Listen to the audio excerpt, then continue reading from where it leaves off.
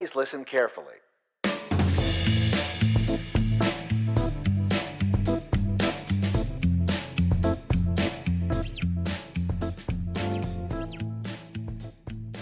We might work this time.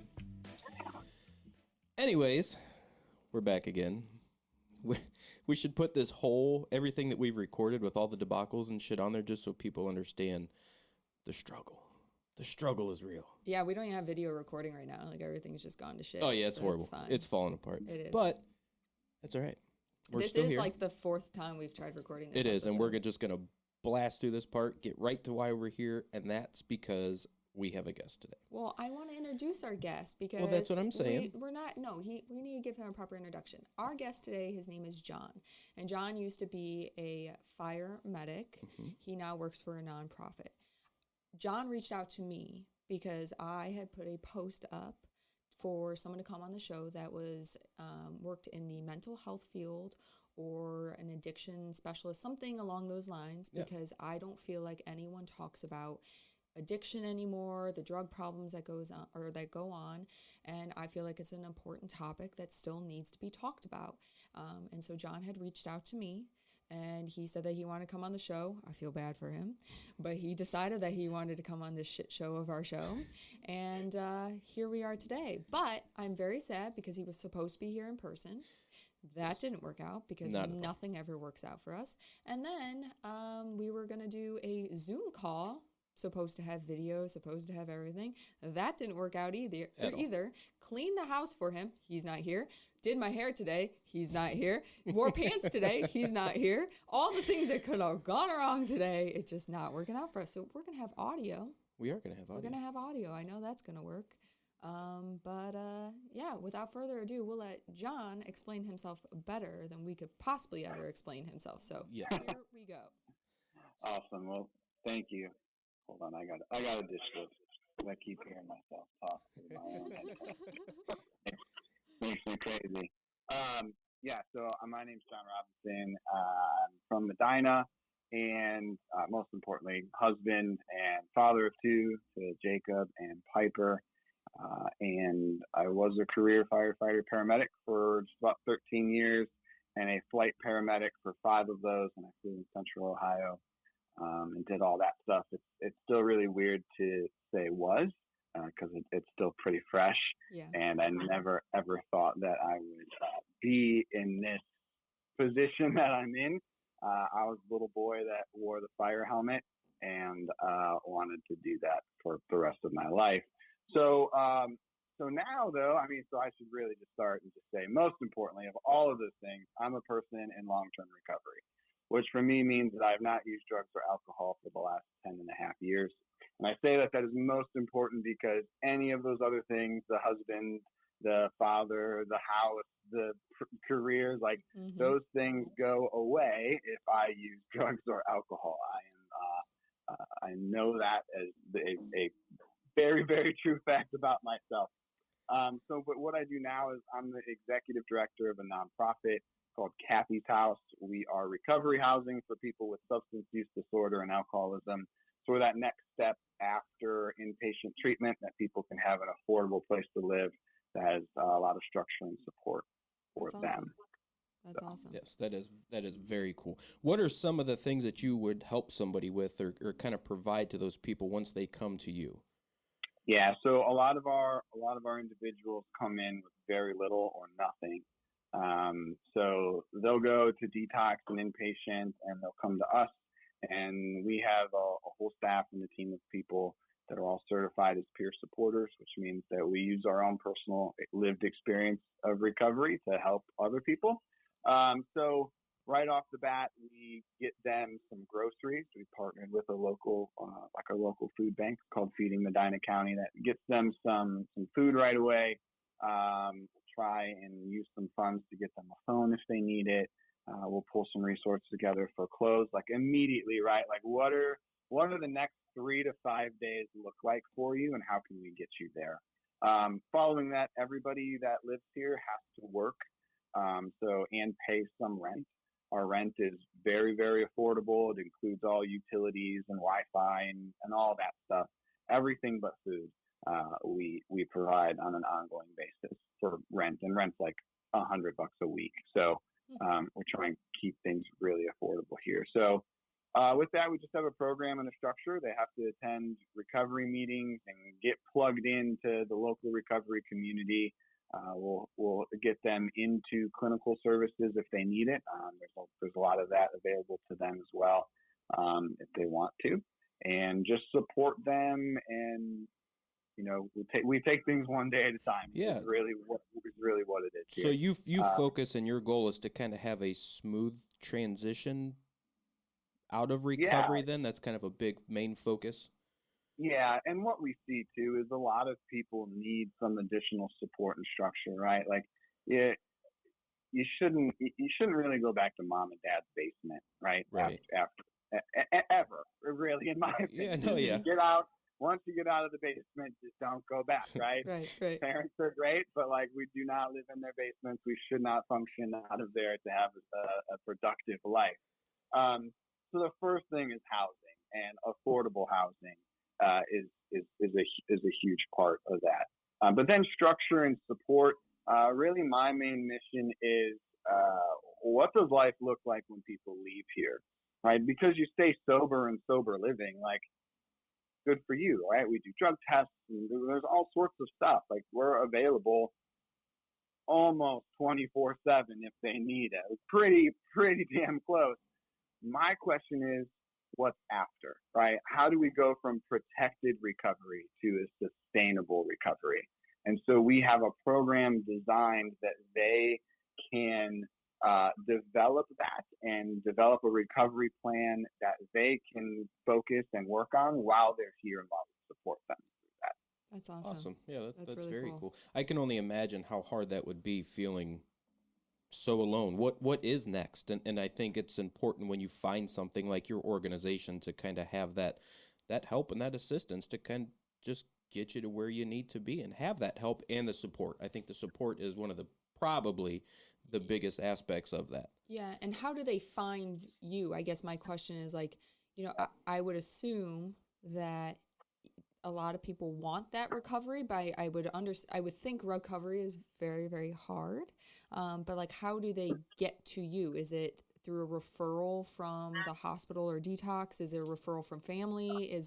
What is it? I mean, yeah. So we've been around since 1998 here. Oh, wow. So we're one of the longest standing recovery houses in the state. Which is great. So yeah, most of the time, case managers from a detox or inpatient residential treatment already have our contact info. We're certified through the state of Ohio as recovery housing, so we're on the larger list of places that are like accredited to go to. Okay. As well as my wife is also in nonprofit, and she operates a recovery community center. And so a lot of people are like, hey, I need help. They go there. She'll link them in with treatment and stuff, and then we can get them to come back and live here at this place. That's really cool. So you can focus outside of Medina County, right? I mean, anybody from the state can come to you. You're just based out of Medina. Oh yeah. Okay. Absolutely, yeah. A lot. I mean, a lot of our residents are Medina residents, right? But we do get a fair amount from Summit and Cuyahoga County as well. Yeah. What's That's your awesome. max capacity? How many people can you care for at once? Sure. So we have a couple different houses, and without going into the weeds of it, recovery housing is certified by levels, right? So there's 3 main levels. Level 3 is your highest. That's where there's 24/7 staff, lots of support, all of that stuff. We are a level 2, which means that we have staff on site. We're accessible. We have a lot of policies and procedures. We have some like resident leaders that live here that are just kind of in leadership roles without being paid staff. And then we also have a level 1 house, which just opened up in July. And that is the next step after here. So we have 17 beds right where I'm sitting. I'm in our offices here. So we have 17 beds in our level 2 house. And then we have 6 beds down the street in our level 1 house. Oh, wow. And are you usually at capacity? I mean, are you usually with, full? At capacity with the waiting list. Yeah, really? Wow. Wow, that's crazy. It's crazy, but it's I feel like it's a good thing. Oh yeah, I mean, definitely a good thing. I'm sure it's it kind of sucks Well, if you're waiting to get in, but I mean that's great that you can maintain that level because that means you're doing what you're supposed to be doing. Yeah, You're absolutely. getting people the help they need. Yeah, absolutely. yeah, So, yeah. what is like the most? I mean, my from my understanding of addiction and things like that, I know a lot of them intertwine. So it's not like a person is just addicted to one drug or just alcohol or just what. I mean, what is, I guess, the most common thing that you're seeing nowadays? I mean, Yeah. we all know that opioids and pills and things like that have been all the rage, and it's been a lot because of the pain management clinics that have been kind of writing those scripts, to everyone walking in. And I'm not trying to place blame, but I'm not saying it's their fault, but that's where I feel like some of it starts, for people that may not have necessarily gone down that path originally. But what are you mostly seeing coming in? Yeah, a couple points. I mean, obviously, we all know the show Dope Sick that's out right now. That is it's pretty good. I've seen a little bit of it. So yeah, I think a lot of it did originate from the over prescribing, which brought in more of the Right. illicit substances. On top of that, and then there's just all this access, and then when I was in high school, like I didn't even know about heroin, right? Right, I yeah. mean, we're probably all around the same age, right? Like I didn't know about that. Um, thank God, because I likely wouldn't be here today. So we're seeing a lot. I mean, it's a very very heavy opiate users, heroin, fentanyl, and then we were starting to see a little bit of shift with a lot more meth popping up again. Okay. It seemed to go away for a little bit. So I'd say meth and heroin are primary substances. Which kind of aligns with what we're seeing on the road. It is funny you make that comment about meth because We've gotten it a is. lot It's more like all of a meth. sudden it's making a comeback, and I'm not sure Right. why. I don't. Do you have any thought as to why? Is it cheaper? Is it more accessible? Is it? I don't know why. It's just I weird really how don't. it kind of comes in Yeah. spurts. I mean, But it is crazy. but the scary thing to me, that I think about when we're able to be on the outside looking in is that, everything to me when I think about it is late. I always think it's laced with something. I mean, these dealers, they don't give a shit about you or you or you or anyone else. I mean, they don't care about anyone, and they're lacing it potentially or either on purpose or by accident because they have whatever drugs, in their really nice houses. I'm sure that they have this very professional drug business that they're, dealing out of. But they end up being laced. I mean, we heard about the one call for service from a neighboring agency where they had weed that was laced with fentanyl, and the Yeah. girl OD'd on weed, Yeah. and it was like, she goes to smoke some weed and you're ODing on it. It's like, oh my, I mean, to me, it's crazy because, you think you're using one thing, but in today's day and age, I firmly believe there are so many things that have fentanyl in it that it is just, you're Yeah. playing Russian roulette Yeah, every single time that you're absolutely. using nowadays because I know drugs are dangerous and deadly in of themselves, but you add fentanyl to the game and it's a whole different world out there, it's Sure. making it more risky. But Well, Yeah. John, if you don't mind, I'd like to talk a little bit as how you kind of got wrapped up with this nonprofit and a little bit of how are we here? Why are you here now? Yeah, I don't know. Well, like Allison said, I invited myself onto the show, which is just hey, I can do this, right? I want to check this out. and then we had all the tech issues, and he was like, "Why Never the again, fuck yeah. did I offer to do this no, shit?" no. Yeah, it's kind of like, man, how did I end up here, right? So I can start at the beginning, and I Let's won't start bore at the you beginning. with all the details. But I grew up I want in all a the nice details. I grew up in a nice home with both parents in a nice neighborhood and nice community. And I was adopted as a baby, and so I guess there's this underlining tone of like just not fitting in. And we hear that a lot, right? Like I just didn't ever feel like I fit in, and church was a huge part of my story in the beginning. Like there was just like a lot. Like I was a church kid. I grew up in church, went to private schools, homeschooled, like youth groups, like the whole thing, right? Like there was not any other option. Like we went to church and this is what we did. And so with that, and I'd say like there was this very just rigid thinking, right? And if it didn't fit in the little box, anything outside the box was wrong and it was evil, and we just didn't do it. We didn't talk about it.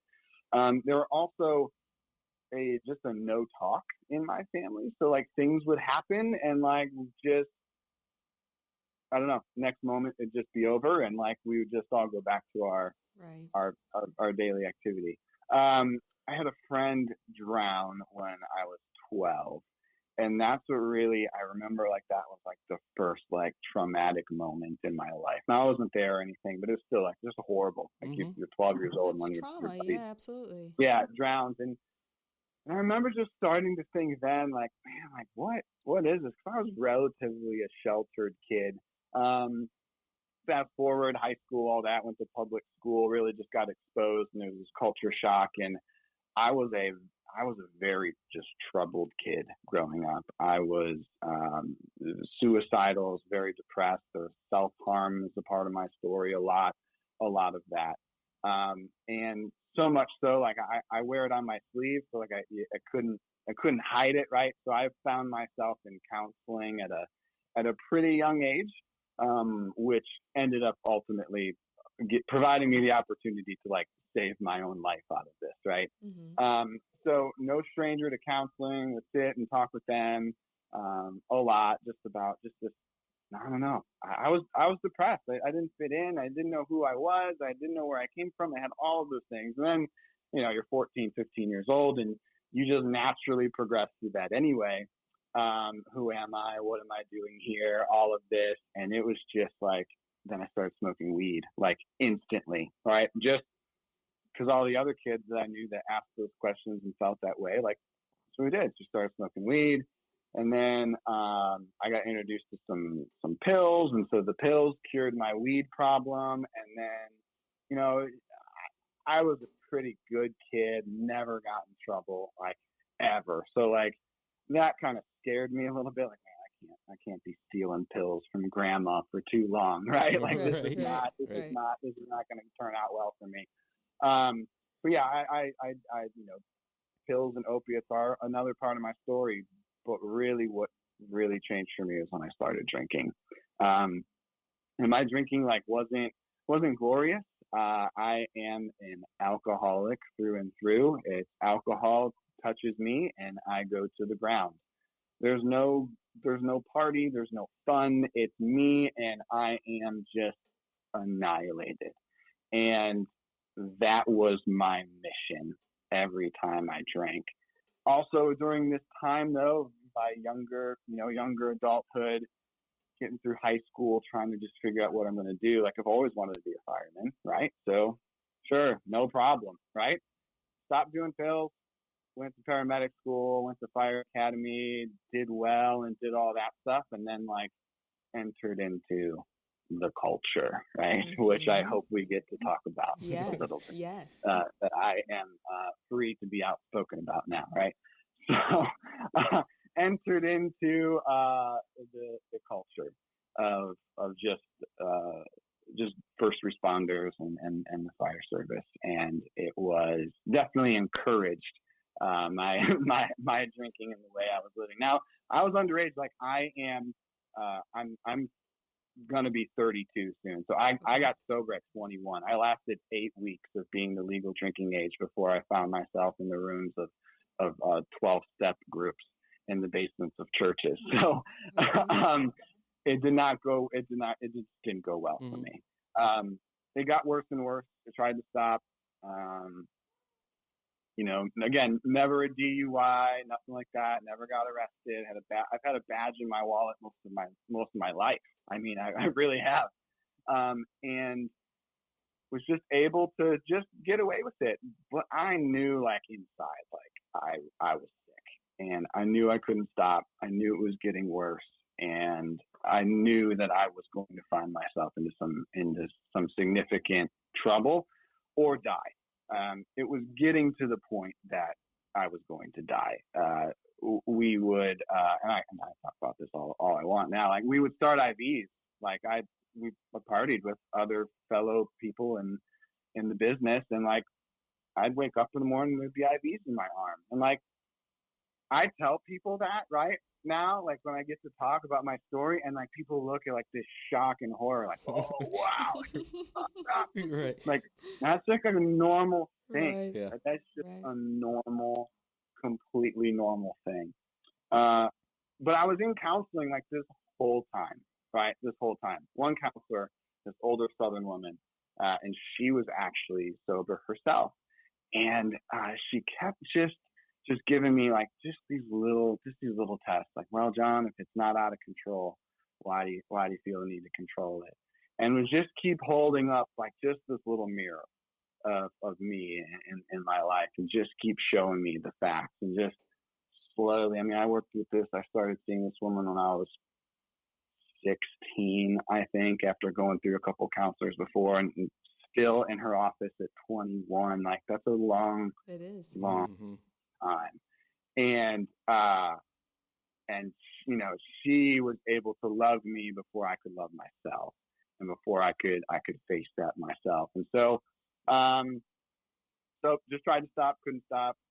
And one day I just was kind of tired of it, right? And I said, you know what? It's going to be different today. I'm just going to go. We're just going to go to the bar, and we're just going to watch the game. Or what? I don't even know what it was. What's in April? Basketball, maybe. We were going to go watch like that. something in April, Right. and that was the intention, right? Because every other time in my life was like that. Let's just go unresponsive. Someone will take care of me. This was different.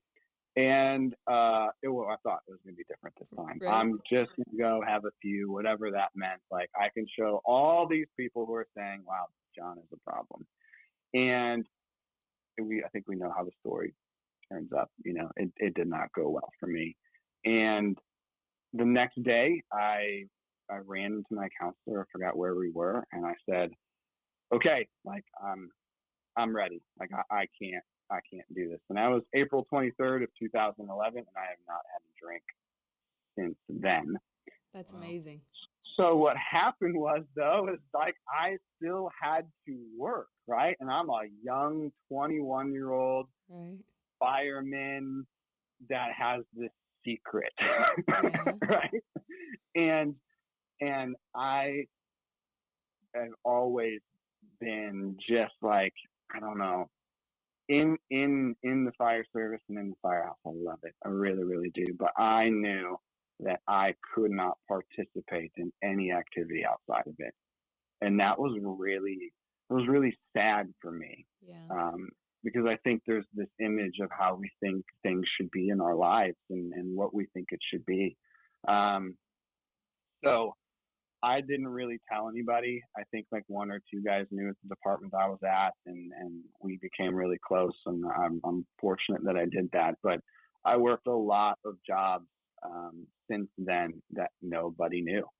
And really, like, it wasn't until I hit 10 years in April that like I posted it on Facebook. Like it was like my big coming out. Yeah. Right? Yeah. I felt comfortable because I feel like, well, 10 years, like, what are you going to say to me now? Right. Like I've been Right. sober, and like, but really all along, like there were so many opportunities, and like people knew, right? Like you get close to people and share a little bit of your story and whatnot. So, what ended up getting me kind of shifted was,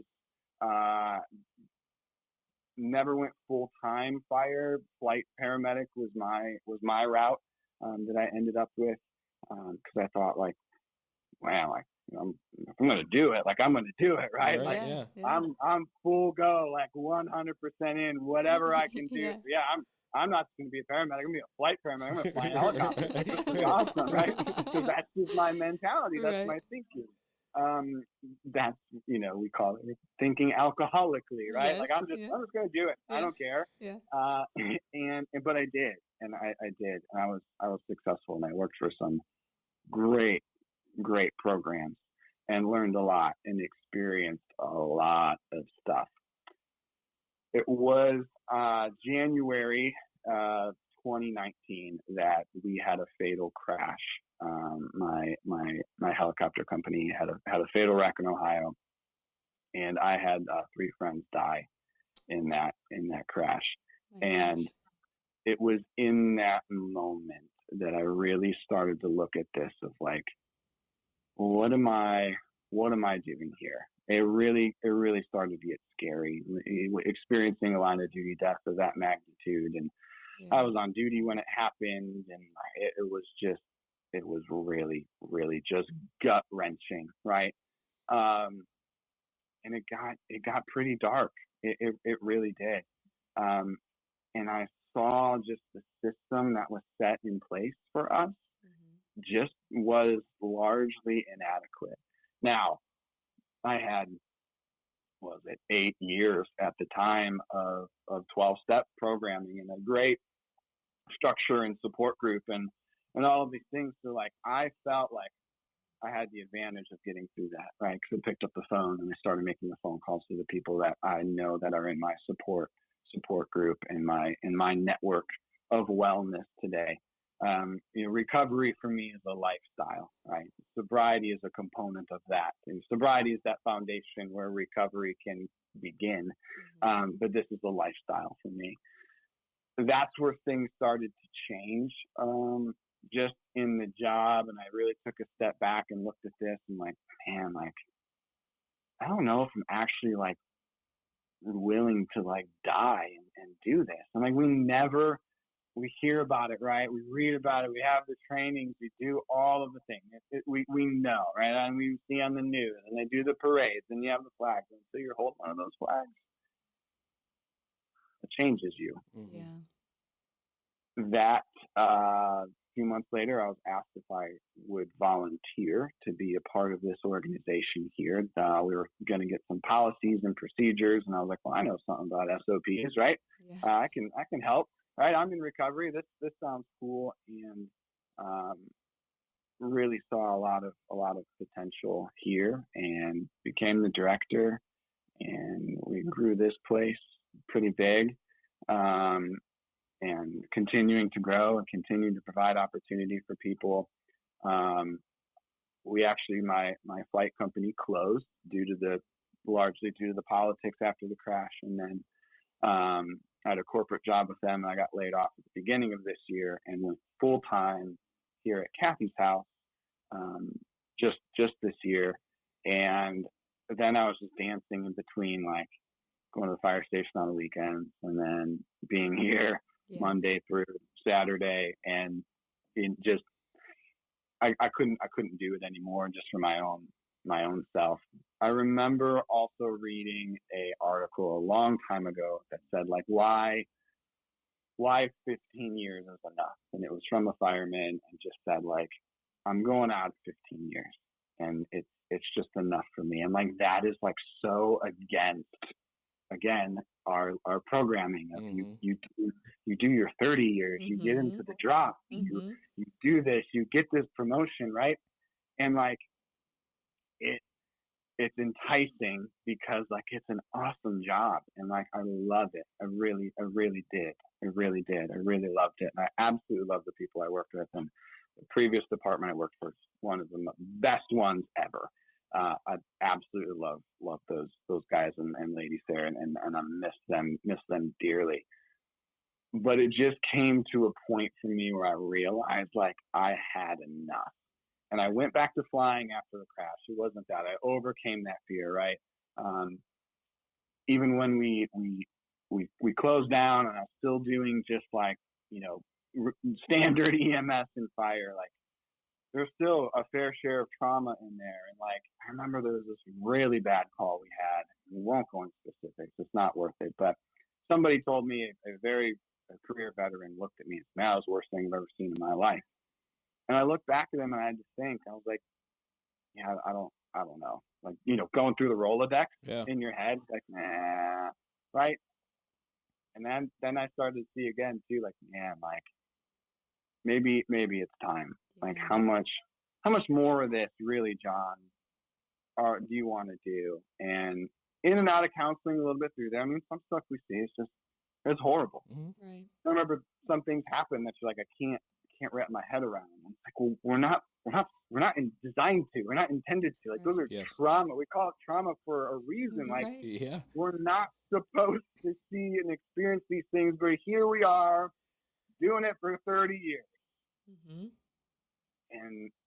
And then there's this whole big culture of like, we're just not going to talk about it. Yep.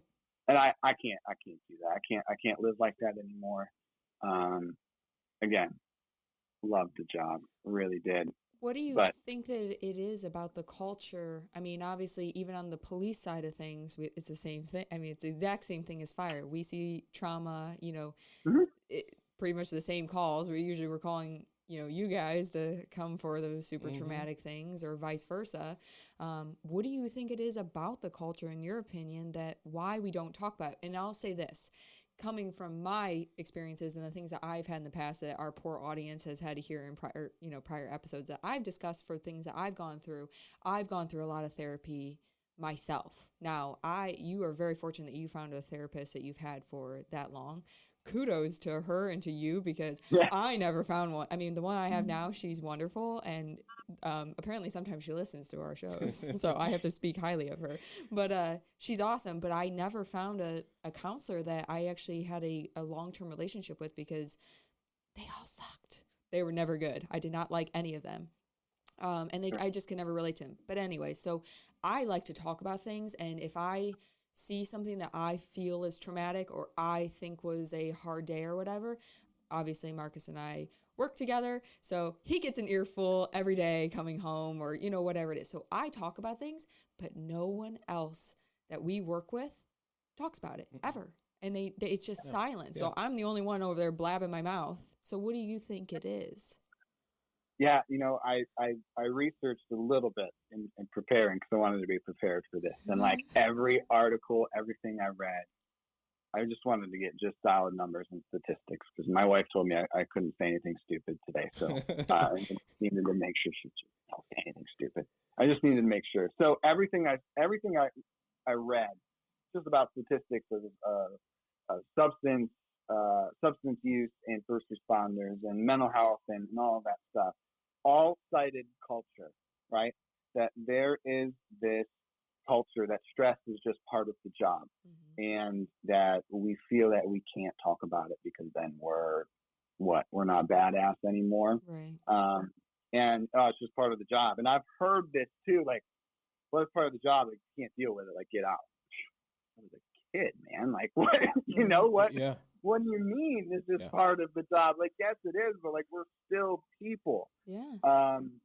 And then I think there's just there's a lot of stigma, right? Mental health, addiction.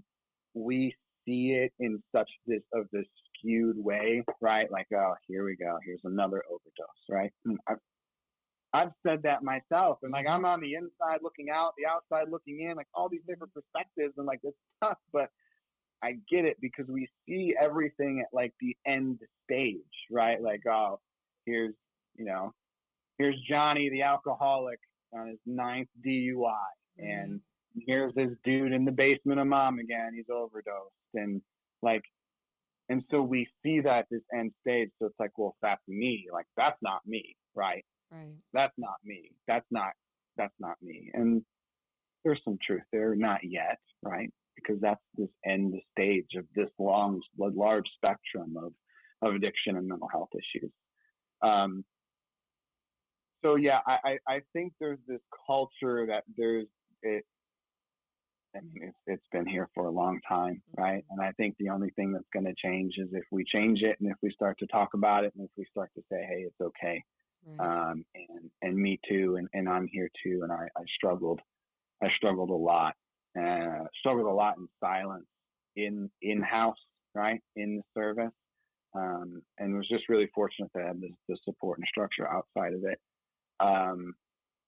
So I think, like what you said, of like finding those people, like, that's where I am a firm believer in peer support, because it's like, hey, like, I just had a drowning. Like, oh, okay, yeah, I've experienced that too. Like, what?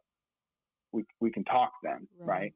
Right. You're not telling someone with like a PhD or 8 years of school that there's just this basic understanding. And in those relationships that we find, and like here with the addiction and alcoholism, like that's one thing that it's the same stuff. When I talk to other first responders, like we're both like, we both give and we receive from those conversations. So there's healing on both sides. And then I can say, wow, like I use my story and I shared about this incident and how it impacted me.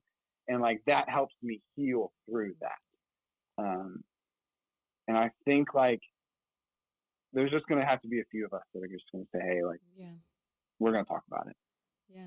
We're going to talk about it. And it's sad to me that more people don't feel like they can talk about things, even if, maybe to me, or the way I look at it is that some of the guys, this is my perspective, they think that the situation wasn't, and I'm using air quotes, traumatic enough to feel traumatized by it. Do you know what I'm saying? Like they feel like it wasn't that bad. Like if you go to a DOA and it wasn't that bad, you shouldn't be traumatized by it. But it's like if you see a lot of dead bodies, like most people are only seeing dead bodies at funerals, so they're done up, they're whatever, embalmed and whatever. We're seeing dead bodies when they are in all sorts of states, and so that is not normal. That is not normal for people to experience that.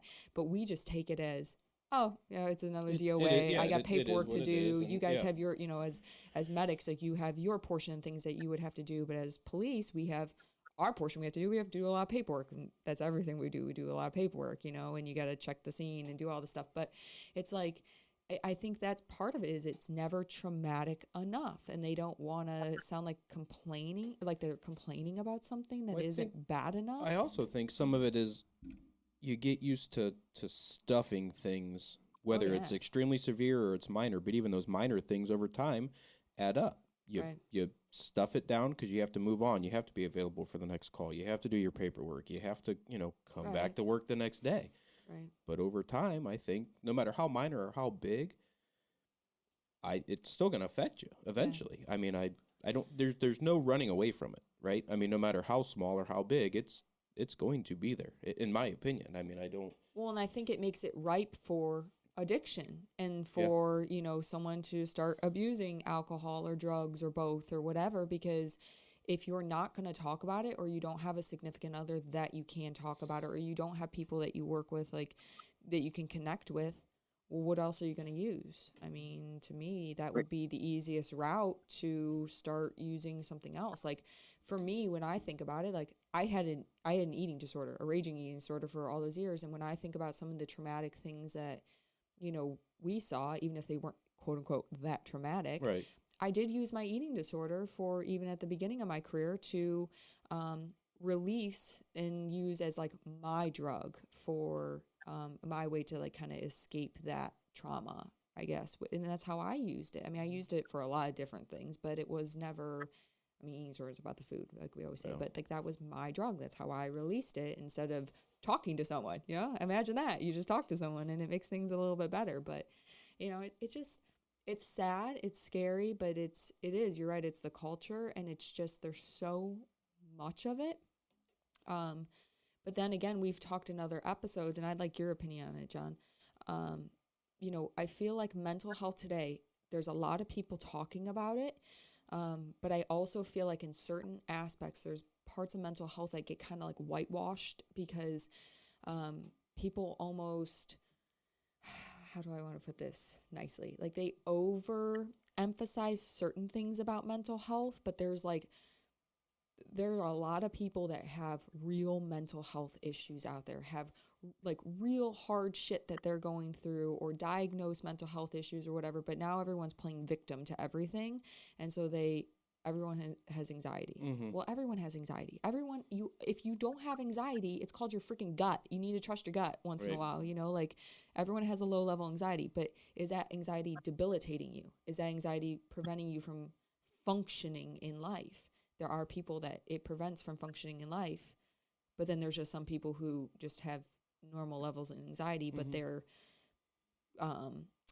speaking and telling their story like it's this horrible, horrendous thing that they're living with. And I think it takes away from the people who are really, really struggling Does that make sense without trying to sound like I'm an asshole? I mean, I know I'm an asshole, but I mean, I think it No, takes I away. get it.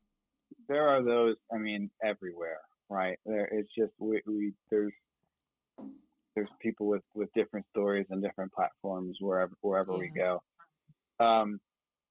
I still like to try and just stay solution focused, right? Like, hey, if this person is saying they have debilitating anxiety, and we think that person B actually has debilitating anxiety, like who Right. cares? Like Right. they both need to talk to somebody, right? Right. And we can still be that opportunity for others to come to. Because I think you're right, it does come in different forms, and sometimes people are just going to be more open and honest about it. And I guess we really just don't know, right? Because and we even see this, right? Like how a call impacts you might be different than how it impacts me. We have these just different perspectives all the time, where like I have kids, right? And like those are things that like guys that don't have kids like don't understand, right? Like, oh, well, it's just a DOA. This guy's 90 and his son came up there. Like, but I'm sitting there thinking, well, like that might be mine someday, like then that's like, then that's dramatic in itself, and just witnessing that, like, oh my God, like, and so, yeah, I don't know. I don't think I think that's a losing battle. I don't think we can really do much about individuals like that. But I think we still can champion the opportunities for people just to talk to. Well, but we do have a problem, right? As first responders, I mean, as a society, like, sure, what was it? 95,000 people die a year from alcohol, from excessive alcohol. That's 10 an hour. That's a lot. Right? Yeah. That's a lot. $250 billion issue for this country. That's just alcohol. I saw this stat too. This is from SAMHSA, that the deaths of alcohol shorten the lives of those who die by an average of almost 29 years, totaling 2.8 million years of potential life lost. Wow. No, not that is crazy. 3 million years of life lost every year. This is crazy. That is crazy. And then we talked about 2020, the fatal overdoses, right? You brought up the opioid epidemic. 93,331 fatal overdoses last year. Those were the ones that were reported. I use that number very specifically because I know a lot of those people. And each one of those people is a life. And so I think when we talk about addiction and helping people with substance use and alcoholism, like we have to see them as people, no matter what side of the spectrum that they're on. But as first responders too, I know there's like so many different levels to this and perspectives. But as first responders, like getting back to that, like we have a problem, right? 30% of us have behavioral health conditions, which is depression, anxiety, or the dreaded PTSD, right? Like, oh, I don't have PTSD, I sleep just fine. That's not it. There's different forms, right? There's peri-trauma stress disorder, right? Just like around it, or acute trauma responses, and all sorts of stuff like that. But anyway, 30% of first responders struggle with that. We are more likely to die by suicide than in the line of duty. And in EMS, guys, specifically, it's like 1.4 times more likely than the regular average citizen, than the public.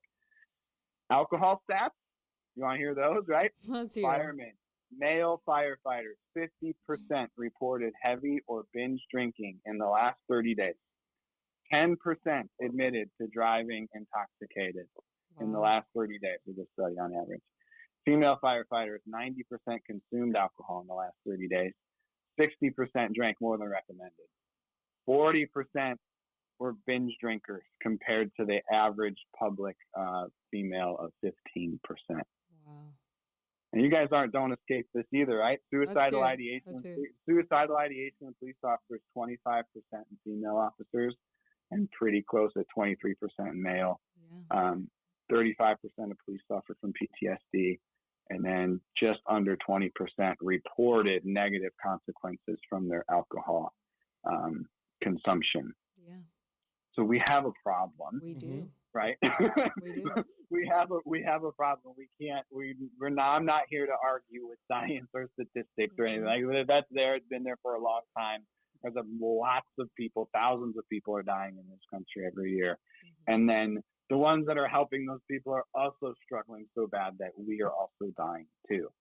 So That is what crazy. what do we do? It's What are we crazy. supposed to do?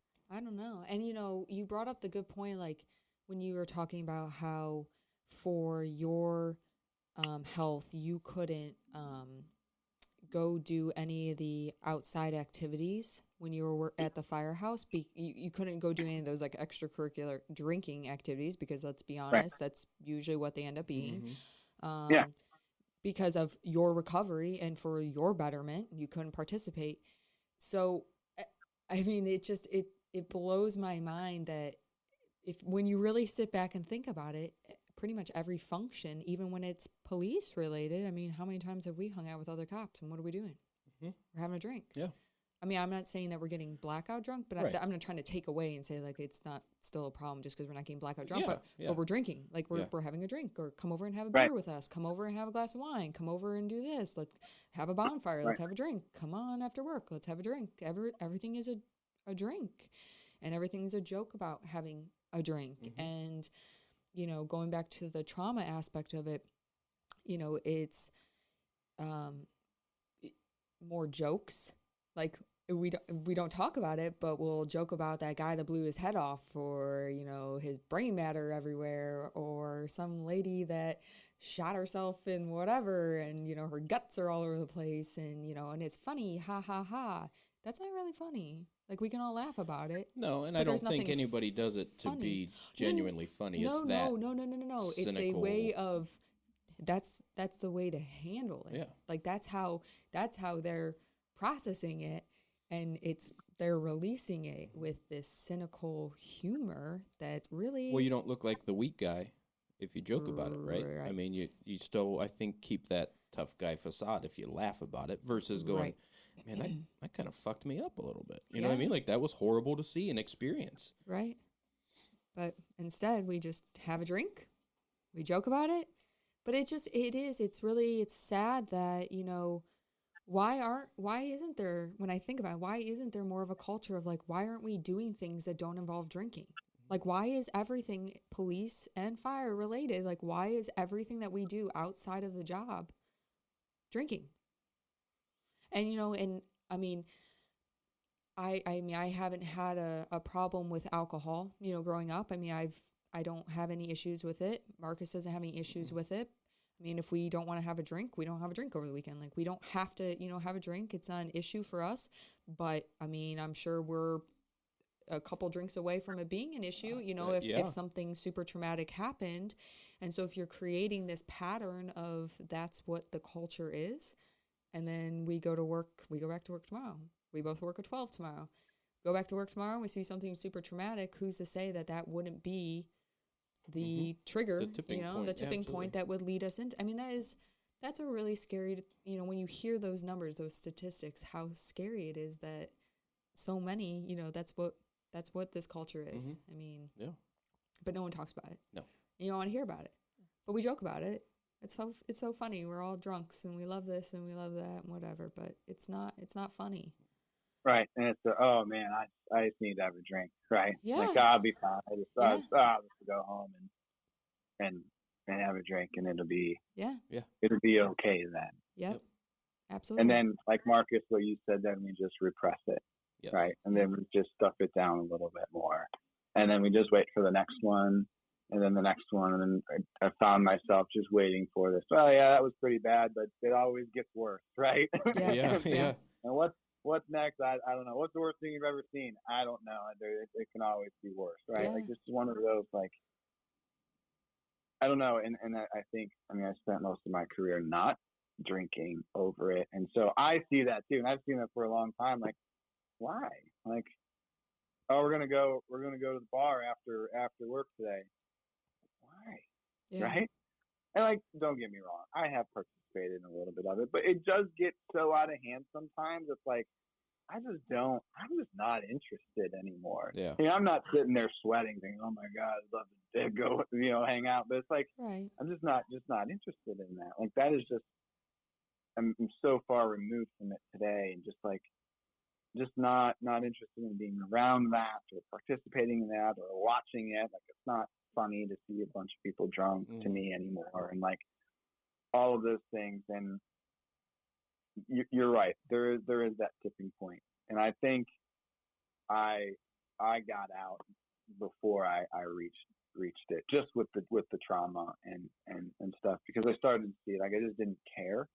I just stopped caring, even about like the serious things like heart attacks and strokes and whatever. Like, I didn't care. Yeah.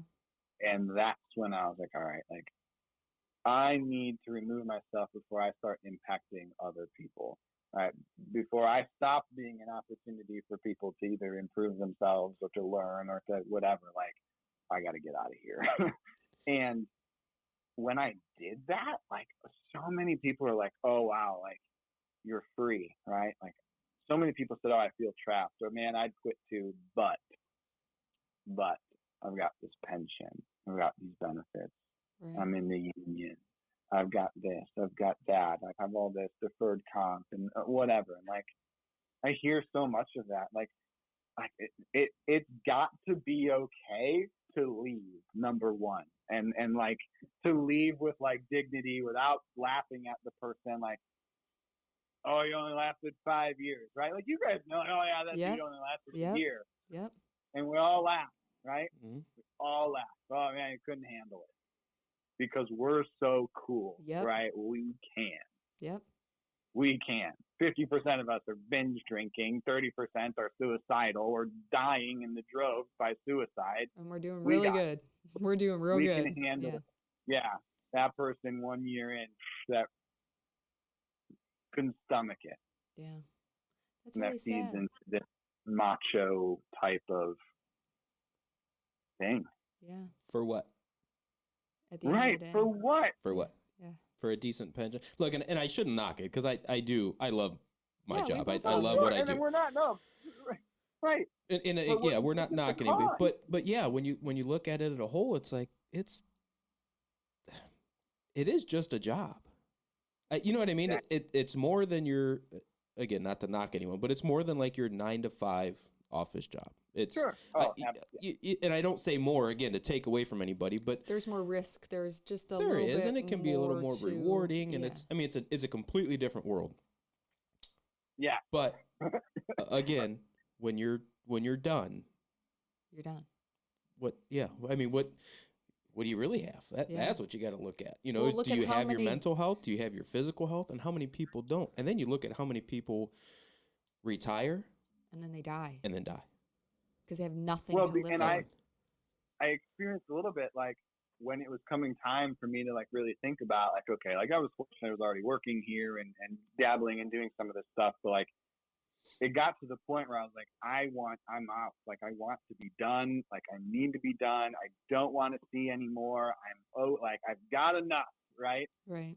But I don't know how to do anything else. Yeah. I don't.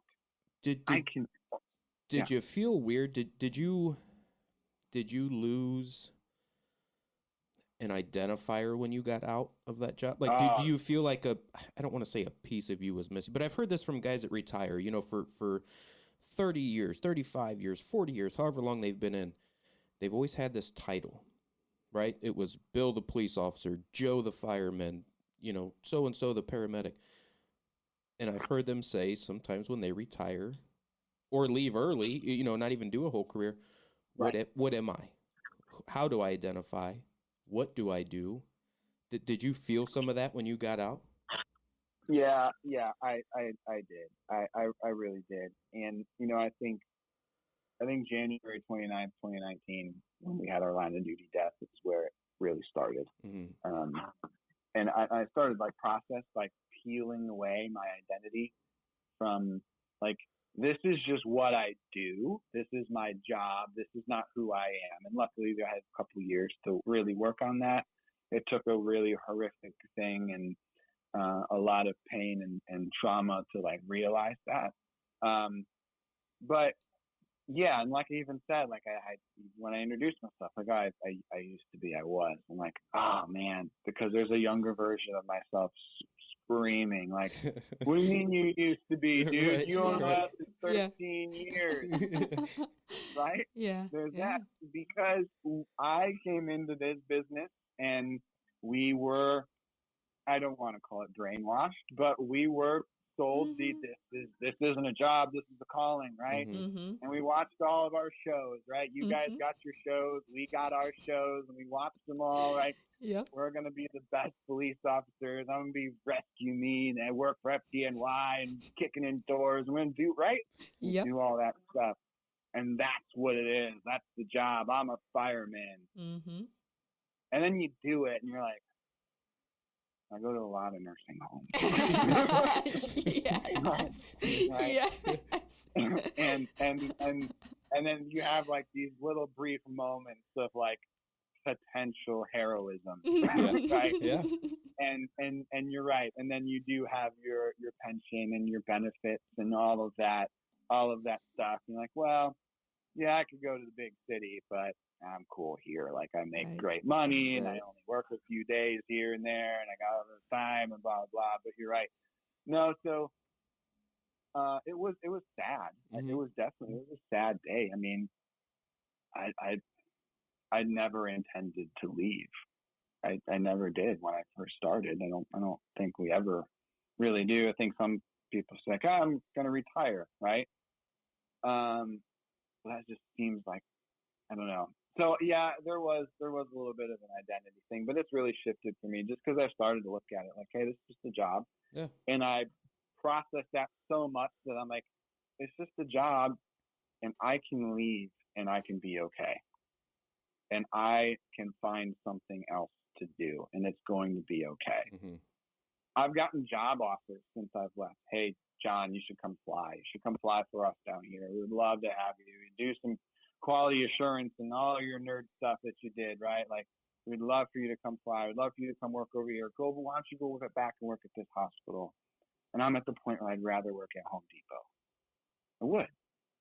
Like, I'm done, and I'm dropping my cards, and people are horrified when they hear that. What do you mean?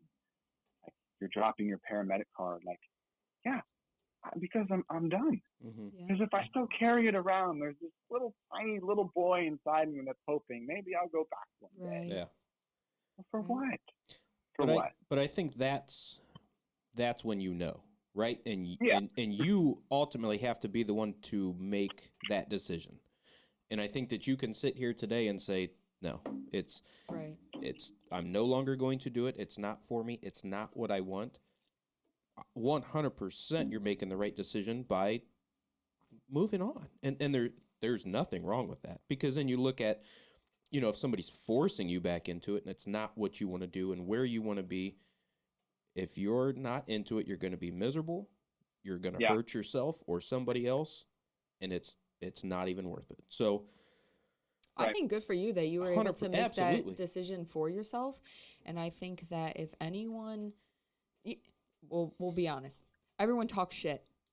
I mean, there's what's the saying? Like, what are two cops talking about? The third one that just walked out of the room. Yeah. Oh yeah. Totally. So everyone's gonna talk shit and they're gonna say what they want. So I'm sure when you left your department, they talk shit and they were like, oh, John couldn't do this, or he couldn't cut it, or whatever that was said.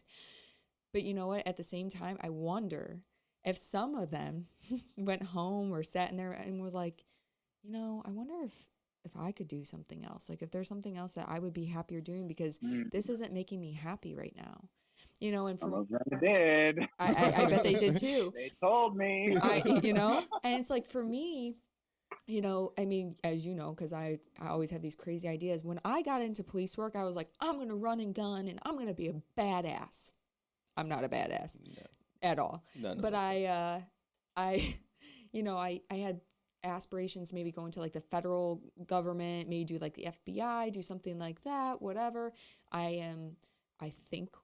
meet their paper qualifications right now to go into it. People cannot believe that I won't apply and just try to go into it right now. And I said, I don't want to move. I want to be here. I want to be close to my family. We live 2 miles from my parents, 2 miles from my brother and his new wife. Hey, Sarah, we love you. And I don't want to move. We want to be close to family. I want to be here. I get paid well at our department. I have my pension, all the things, but I don't want to move into me having that badass job. That title of a FBI agent used to mean a ton to me, 21-year-old Allison, but now 30-year-old Allison, old. But I don't want that title anymore. I'm happy being police officer Allison and being in the community that we're in and being able to do what I can where I can and kind of diving into the things that I enjoy. But I don't need that like extra title, I guess, if that makes sense. But I don't know. It's all about titles. Why does everyone want a freaking title nowadays? Like, Right. it's just crazy. Right. Well, because they give us the uniform and a shiny badge. Yeah, like, that's true. We're That's very just a true. bunch of little kids playing We are. dress up. We are. That's the truth. You can't really put it any other way. Yeah. Well, you used to dress up like a cop, Marcus, and run around as a little kid. So I did. And now I do it. I just get paid for it. So but you wear pants now when Yes, you're I do. out. Yeah. So you wear pants. John, do you or have you ever thought about still working with the law enforcement community, maybe for mental health, addiction purposes? Is that something you've ever thought about? Yeah. With my wife's organization, which is Hope Recovery Community, also in Medina, lots of focus on addiction and alcoholism and pro-social stuff for people, and a lot of meetings and a great community resource, and a lot of awesome things happen there. It's open 7 days a week, every day of the year. Thanksgiving, we're doing dinners, and Christmas, we're doing dinners, and all sorts of stuff. The day that I left the fire station, the last day, I knew I'd be back. And I knew I'd be back in just a different way, because I really had this moment of like, man, I really love everything that happens inside of these walls. I'm just not interested in anything else on the street. and like, that's an okay spot for me to be.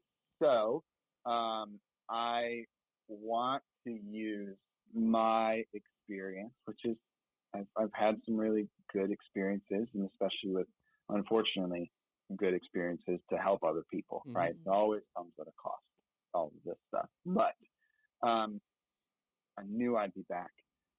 So I got my peer support certificate, and just looking at what's next, like, how do we help all first responders and police and fire? Like, we have different sides of the job, but we're still people experiencing the same thing, right? You guys did the paperwork. I started the IVs. Like, we were still there, right? Right. A lot of the time we're doing CPR together, right? We're all still there doing that. So, and as I started that, I've gotten some momentum. People are like, oh wow, yeah, we should do that, right? We can do that, because someone has to. Somebody has to say, hey, I'm available to talk whenever you need it. I'm available. You find me on Facebook, you text me, you call me, we'll meet. I'm available to talk, because I know ultimately it's going to help me. I got to give it away to keep it. So yes, Marcus, I have this grand plan, right? That we're going to have a great peer support for first responders, and we're going to knock down the doors of every police and fire station across the state of Ohio, and we're just going to be welcomed in, and everybody's going to want to talk about their shit with us. You never know. We don't, but I think we can start by just, again, being an opportunity for people to come to. Yeah, absolutely. And so I'm working on at least starting a somewhat regular, just like a support group, like a meeting, where people can just come in and we can just sit down and talk. I have a few guys, obviously more from the addiction side of things, that ended up, we crossed paths, that are currently first responders. But really looking at just an overall just support of like, let's just sit around and talk, and let's not drink and do it. Let's do it in a neutral place that is trauma informed, right? That is free to express yourself, that has a underlying of confidentiality, right? And that's what I'm going to do.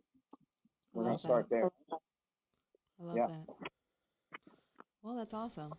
I am a firm believer, though, and correct me if I'm wrong, whether it's first responder related, regular citizen related, if you don't want the help, nobody can force you to do it. Absolutely. Right? I mean, is that kind of like a main starting point? I mean, people probably could have forced you all day, every day, or tried to force you to get help for, a long time. But until you as a person want it, and you actually made that comment where you realized, I'm done.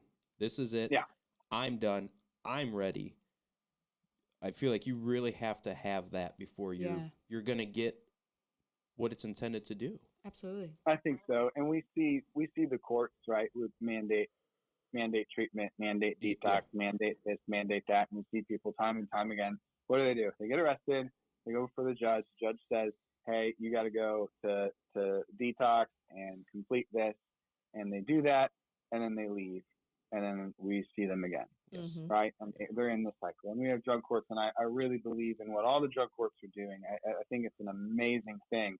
But I think you're right. In order really for it to click, to get to that sustainable recovery, we do have to have some willingness to change. Yeah. The thing is, though, and mainly in the courts, is like what they're doing is they're showing people opportunities, another way of life, right? And like I get a fair share of our individuals that have to be here, and that's great. And we all just sit down and say, hey, you got to be here. We know it sucks, but this is what we're going to do. But I'm going to show you a way of living, and we're going to have nice things. We have 82-inch TVs here because it's a nice thing, right? We're not a dump, right? Because you deserve nice stuff. Yeah. Right? I want to show you a way of life, and all I'm doing is providing people an opportunity to live differently. I think we do three things here, and when we help people, number one is we provide opportunity. That's it. We're not here to save anybody.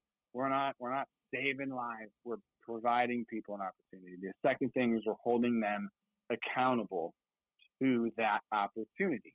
A lot of individuals that I get to work with now have not had opportunities like these. They have not had to pay rent ever.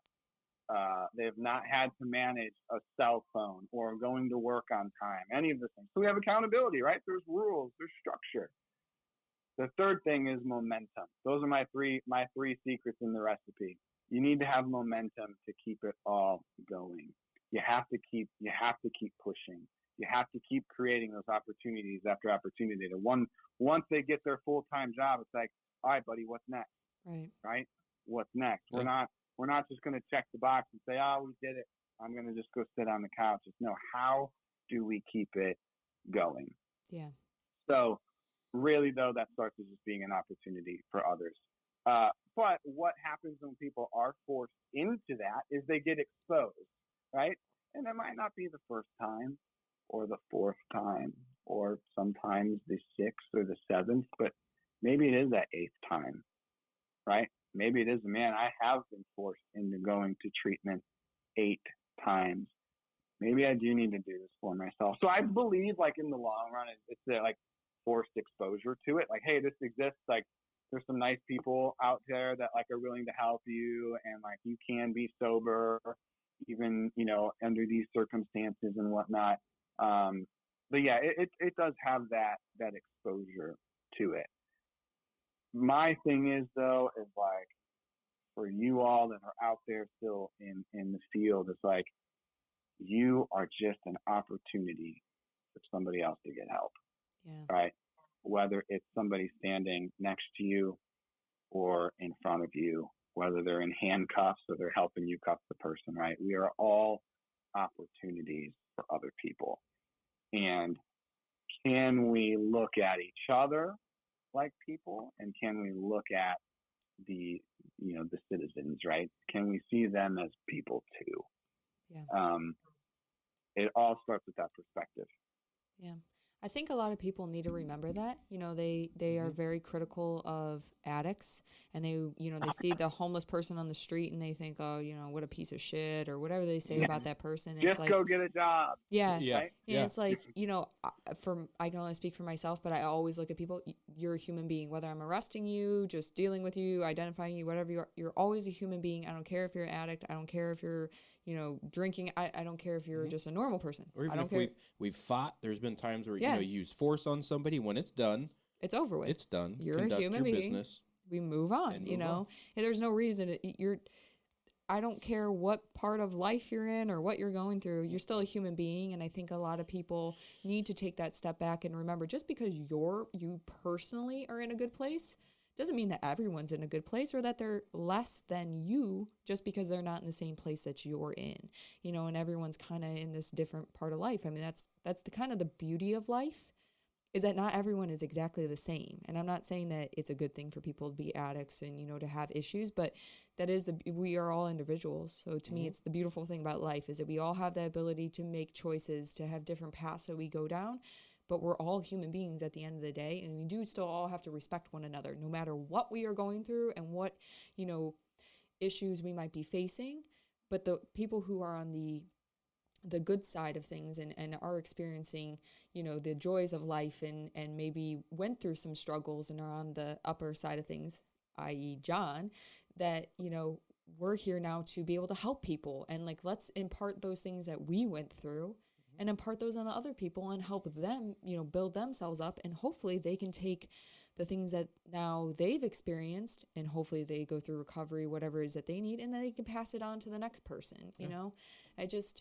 If the world would just work like that a little bit better and everyone could just pass on the love a little bit more and look at everyone like humans, we would be such a nicer place. I mean, it truly is that simple. I think if just give a little kindness, just a little kindness and a little grace to people going through some hard shit. But a lot of people don't want to do that. So, No. But thank God we have good people like you and your wife out there doing these nonprofit programs and, providing people with services that they might not necessarily, have the opportunity to have and a nice place. Like you said, you're not some shithole that they have to go to where they're living in squalor that, they're, feel like they're back out I'd be better off on the streets or better off, couch surfing or whatever. Like they can come to a place and feel like it's home, and it's the next step for them. And that's incredible to me, to have that. You shouldn't have to feel like you're less than to go live some, in a halfway home or,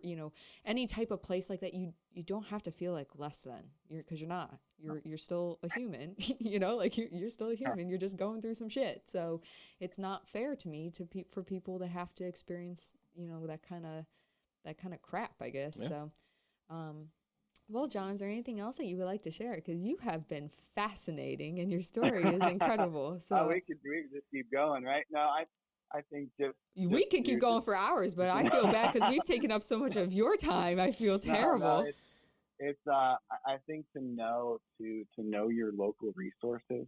Yeah.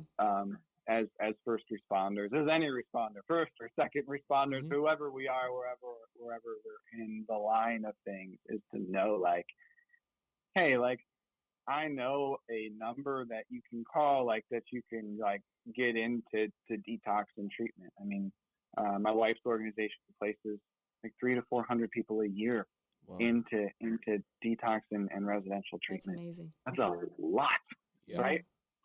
And they do the work, right? They make the calls because it's not an easy process, right? And if you're on the fence, like, man, I need to get help, like someone says, hey, I need help, like get them in that moment. Okay, let's get you help now. Not, well, here's a bunch of numbers you can call. How about one, right? Here, call this person, they're going to help you, right? If you can do that, they will help you. They understand that they're going to make all the calls. They're going to do all the things. And then know, too, the whole continuum. Okay, so there's detox, right? There's inpatient residential for about 30 days. There's recovery housing out there now, too, that's afterwards.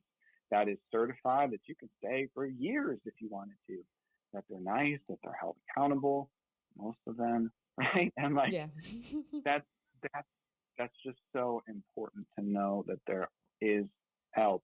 And I've heard so many stories. Oh yeah, I've overdosed 6 times. Right? You know how many people I've heard that from in the last year? Yeah, I've overdosed 4 or 5 times. Right. And here they are, working full-time jobs, getting their kids back, getting visitation, doing something, operating cars, right? Yeah. Like Yeah. That's amazing. buying massive amounts of shoes. Like Yeah.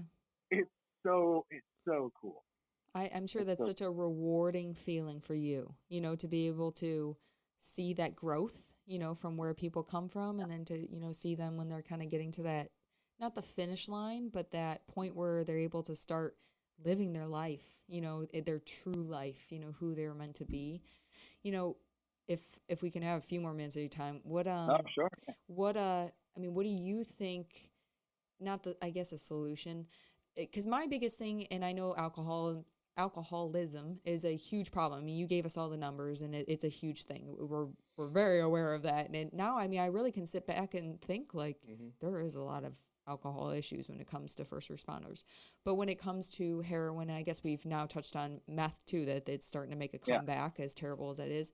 But with the overdoses and stuff, what do you think that, like, how do we fix this? Like, how do we get these drugs to not be so appealing, and to get people to not go down that road of wanting to start on the pills and then switch to the cheap, street drugs and things like that? What do you think? That's the $1 billion question. I know, right? Right? What's the solution? Right. It's everywhere. So I don't know if there really is a way that you can, get the army together and eradicate it everywhere. I think we're way beyond that point. Yeah. You guys know. I think really what we need to do is we need to pour into the solution more. We need to find the people that are willing to share their stories. We need to stop the stigma. Is the biggest thing. Yeah. Because if people are going to feel less than because they're asking for help, they're not going to ask for help, right? And how many, these numbers, I'm sure, are underreported. What I said, I'm sure it's way, way more than that. Yeah. And again, it's just about trying to break through those barriers of stigma and feeling less than, and that's just another addict, or the dreaded J word, right? Which we don't use around here because people are not junk, right? I won't even say it. That's a horrible thing to say about them. It is a horrible thing. It's just those little things. Those are like little micro tweaks to the way that you talk, right? And then to know that recovery is possible, to find the people that are in recovery that are helping other people in that, and to support them. Yeah. I appreciate both you guys and your words of, like, you're right. We are tackling a problem that, the government cannot. Like, that's what nonprofits do, right? We try and solve solutions that the government or the the man can't do. Mm-hmm. And it's really hard. Yeah. It's not Yeah. easy. Like, we don't sell anything here other than opportunities for other people. We are largely done by fundraising and volunteers and people giving. So I think find those places and get plugged in, because you'll start to see too, like, firsthand those changes. You'll start to know the names of people that are like, wow, really turning their life around. Yeah. I'm all solution focused. I don't think there's going to be, I heard people say, oh, well, if we just legalize everything, like, then it's just going to be okay. But yeah, but then there is no criminal justice involvement. Right. then, and there is no, like, hey, you need to go to drug court and you need to go see the judge, and, like, that stuff does work. Yeah. Yeah, and there are a lot of people that are like, man, the judge made me go. Like, I had to fuck around for 5 years afterwards, but, like, that's important. I don't think that's going to solve anything. We're still going to be addicted. People are still going to die in the droves. Right. It's about empowering those that are working in the solution. So That's what it is. another question is, where as you're saying these things, I'm like thinking them in my head. How do I want to ask this? What are like the in addiction? Do you have like a common theme of like vulnerabilities or oh my gosh, I can't think of the word I'm looking for. Like themes among the people that end up either abusing drugs or alcohol, like common threads amongst people. So the reason I ask this is I look a lot into sex trafficking. And so when I look into sex trafficking, like I look at the research and I look at the physical people in front of me. And it's when you look at them, I could paint you a perfect picture of the type of person that ends up in sex trafficking, because it is almost identical across the board. You know, the vulnerabilities that these people face and how they end up there. Is it kind of that way? Same thing with addiction, which addiction is part of sex trafficking. That's how a lot of it gets there. But is it the same thing with addiction? I mean, do you have a lot of the same vulnerabilities that lead people into that, or is it kind of all across the board? I mean, you yourself came from a good household. You even said so yourself. I mean, you came from a good, well-to-do family. Right. Yeah. I didn't grow up on the streets. You know, there wasn't any drugs. There was barely any alcohol in my house growing up. I mean, I don't remember a time that my parents drank other than when I was drinking and like making them drink with me. Right. So it does not discriminate. It doesn't matter what your income level is, what neighborhood you're in. It's all over the place. You know, this is a disease process, right? It's hereditary. It's acquired. It's all sorts of different ways to like get it. So it really doesn't. I don't think there's like the perfect person. Like, oh, like single family home and mom works 10 jobs and the kid was home for 16 hours a day by himself. Yeah, that's him. That's your heroin user. Like, no, I just there's not. That would be because then you could target your education, right? And hone in on that. Which you can't do that. Some people can go like a long time while using too. And I think that's the dangerous part of alcohol and why we're seeing so many young people now in recovery. We're seeing there are way more young people in recovery now than there were 10 years ago when I first got sober. I mean, I walked in, I'm 21 years old, and all these other guys are like my grandpa's age, right? Sit down, shut up, you know. I'm like, oh, it's like being at the firehouse. Like, like I can do this, right? They drink a lot of coffee. They all smoke. Like, okay, cool, right? Yeah. But now it's so different because the consequences of opiates are so more severe. You know, you can drink 20, 30 years, some people, before they really start to get that health issue, and then they can just chalk it up to, you know, being 60 or 70 or whatever. But, you know, it wasn't the 10 drinks a day. Right. But I think what we're seeing is just that shift now in younger people because like they're overdosing so quickly. They're losing a lot so quickly due to that. So I mean, and a long answer to the question. Like, no, you're fine. You're fine. No, it doesn't discriminate. It's really great to see a bunch of young people coming around, and like I think our average age here is 33. Wow. Which is cool.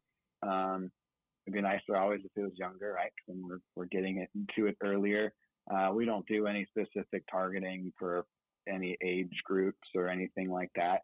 You know, our age goes from 22 to 55, I think 56 is like the span here. Yeah, oh yeah. So it's just again, my thing is like we're so hyper focused on what's going on and providing these opportunities for people. Like that's where I'm at, you know. And like whoever it is, whatever they look like, whatever they believe in, whatever neighborhood they came from, like, all right, absolutely, let's go. Like, me too. And I didn't mean for that question to be like, we only serve like. No, I understand what you're saying. Yeah. Absolutely understand what you're saying. But so you brought up the point about how now my wheels are turning. But you brought up the point about how, like, with drinking, it's almost more insidious. Like, you can kind of like keep it going for a little bit longer because Sure. there's not the risk quite as much as like of having like that one time with like heroin or meth Right. where you're gonna get that a little bit of fentanyl and done. Yeah. You know, you're down and out. Right. So, were you able to hide it from your family? Like, did your family know this was going on, or like, what was the? I mean, how did that go for you? If you don't mind me asking. No, yeah, I think it was tough because it was like, number one, largely just encouraged, just because of the age that I was at. Like, you're just being 21. Like, no, Right. and in my head, like when I didn't really realize it until I got sober, and people started to challenge me, like, "Are you sure?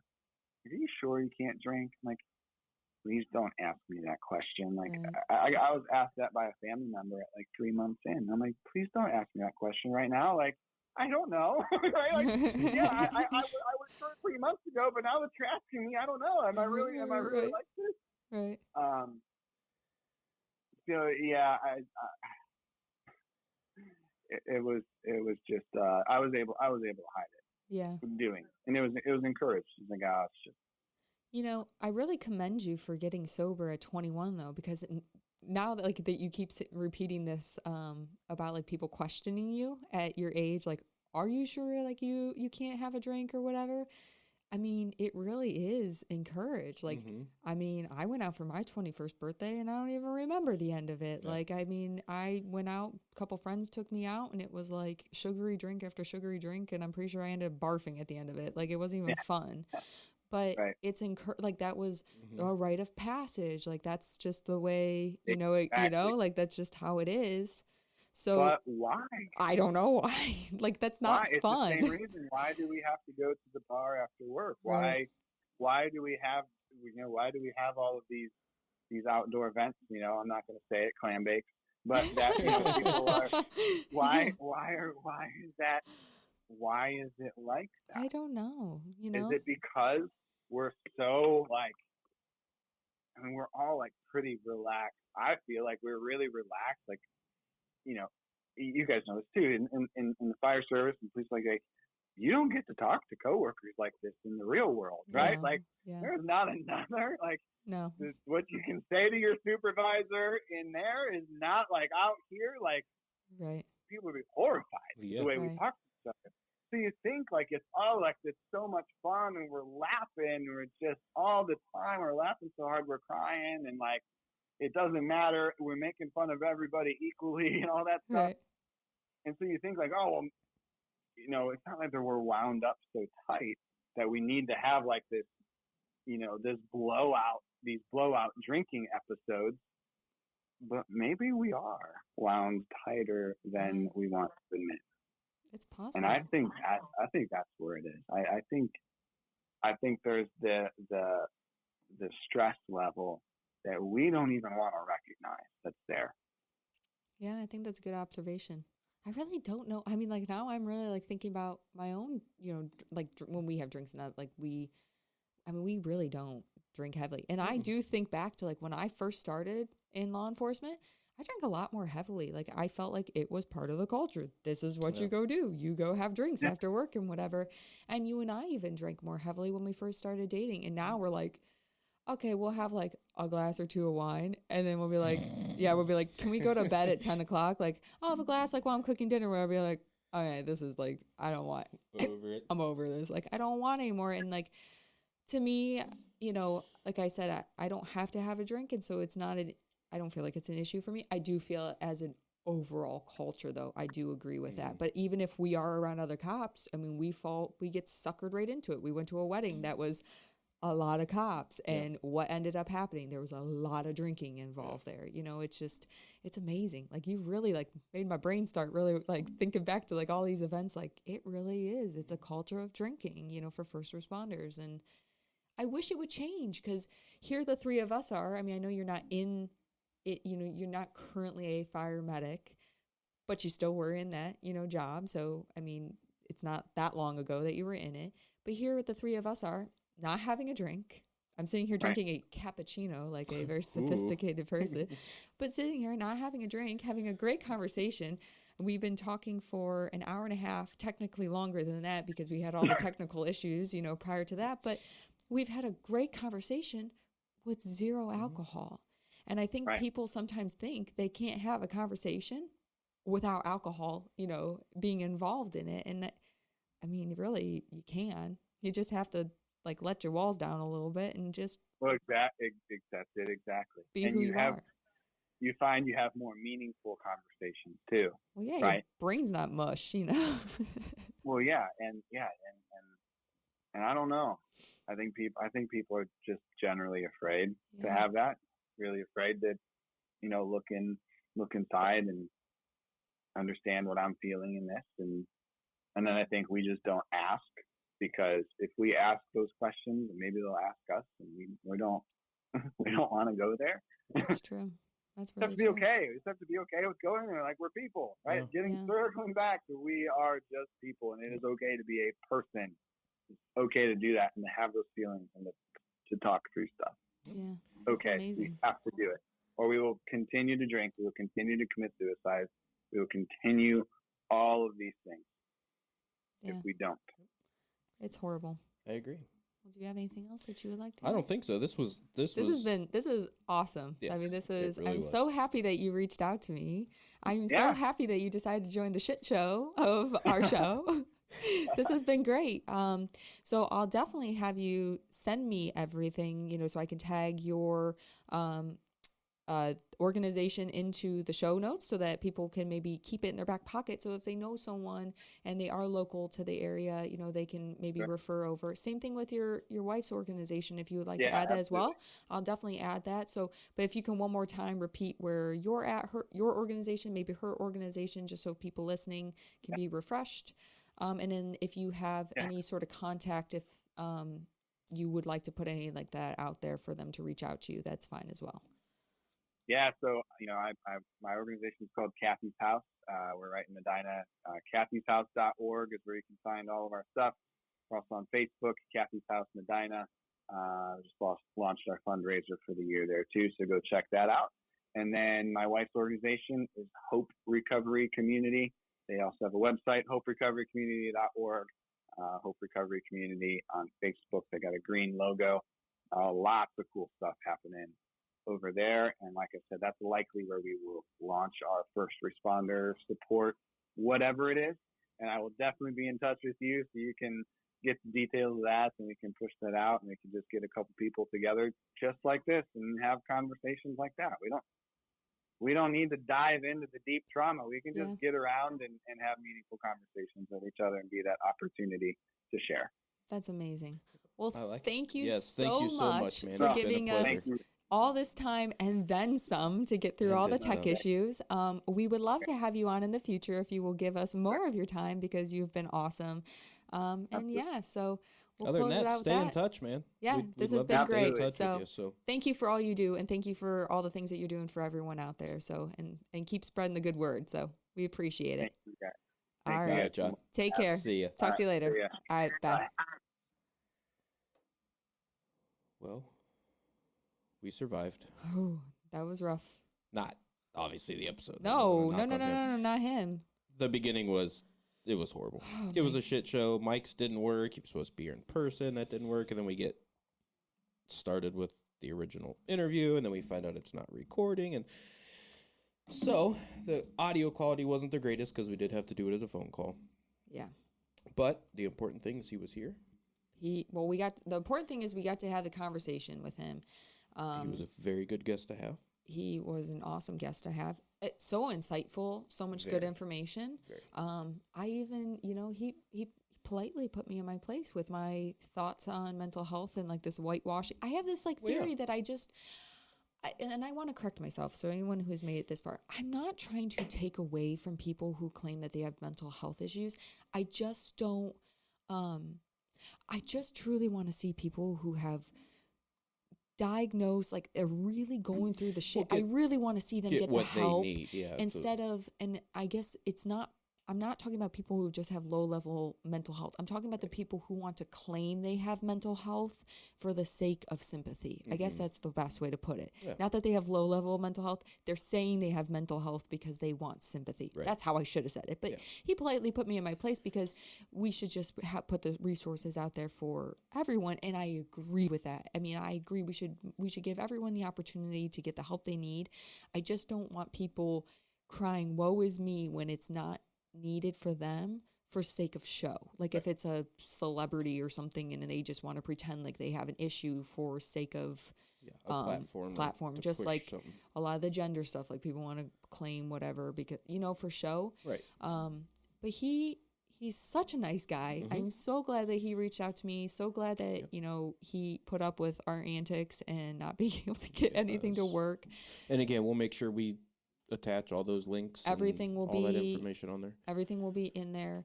But what a great guy and the experience he has. Yeah. Maybe next time if we get him back on, I'd like to go into some of the more specifics of the his time as a medic and helicopter medic, like whatever I forget the term he used, but like how freaking cool is that? And I know the episode was about addiction and recovery and all that stuff, so I didn't want to be like, so tell me more about that because I really want to know because I'm still a little bit of a cop douchebag and want to know, that kind of stuff. But, I think he has this is a good word, a plethora of experience. And how cool is it that he turned such a negative thing in his life, his addiction and, at such a young age, being able to take that and now look at what he's doing for other people and what a positive person he is. If I had an issue, that's the type of person that I want to go talk to. Like that's the person that I want meeting me at the front door, shaking my hand and saying, "Hi, I'm John. I'm going to help you get through this shit. It might suck for a while, but I'm going to help you get through this." Been there, done that. Yeah, been there, done it. Let's do it together. Yep. And I don't know. That was just a really good show, and I just I hope that our listeners, all two of you, you enjoy it, as much as we did talking to him because it was pretty awesome. So it was a good time. So yeah, I guess we'll wrap it up with that. Do you have anything that you want to add? No. You're kind of giving me the look like I want to get the fuck out of here. So before I forget, I gotta plug us in real quick. Don't forget to follow us, Knock and Talk Pod, pretty much everywhere. Subscribe. I can't talk. Subscribe, follow, like, comment, all of the above. Please, it really helps the show. All the above. All of the above. Do it all. Please, do it all. We have our Patreon, patreon.com/The Knock and Talk Show if you'd like to support this show. Best way to support us. Other than that, you can, if you're already listening, you've already found us. But if you'd like to spread the good word about us, find us on all listening platforms. So anywhere someone can listen, they can find us on there. We're there. There you go. But yeah, there won't be a YouTube episode for this one though, so I'm a little sad, but that's okay. But yeah, other than that, we're gonna go decorate for Christmas because we're gonna decorate early. I'm excited. So let's go do it. Okay. We'll see you guys. See you. Bye. Later.